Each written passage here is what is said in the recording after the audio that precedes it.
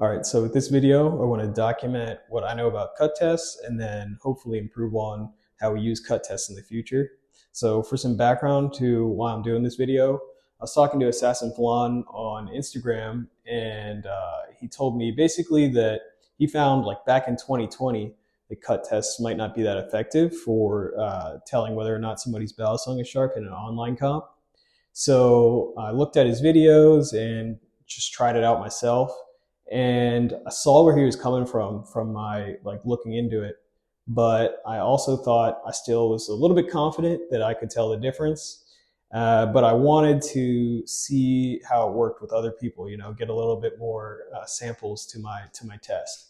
So what I did was on my Instagram story was I made a video cutting a piece of paper with both a sharp and a dull balisong, and I just asked people, can you tell which one's sharp, which one's dull? So the options were sharp, the sharp one, the dull one, or both.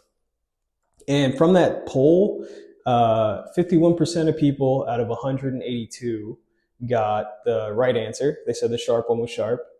I think about 18% of the people said that the dull balisong was the sharp one, and then 33%, something like that. I don't know if that adds up to 100%, but like 33% of people said that the dull and the sharp balisongs were both sharp.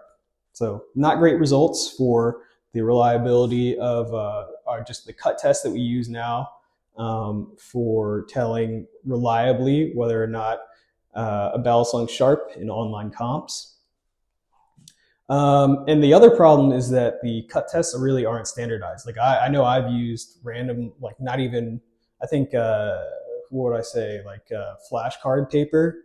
So that's stiffer paper, which is easier to fake with a dull balisong. I've used, like people just use whatever they have on hand traditionally, which is not standardized, not regulated. It's not good. So I basically showed, and let's see if I can do it now. Yeah, somebody who is pretty good at cutting, like you can see it takes a little bit of skill, but you can do it just from that first one. That if you have a dull balisong, you can make it look kind of sharp with a cut test. But if I fold this, once works, I think, but even 2 times, and then you try to cut that folded edge, you're going to have a way tougher time with a dull balisong versus with a sharp balisong. I'll show you.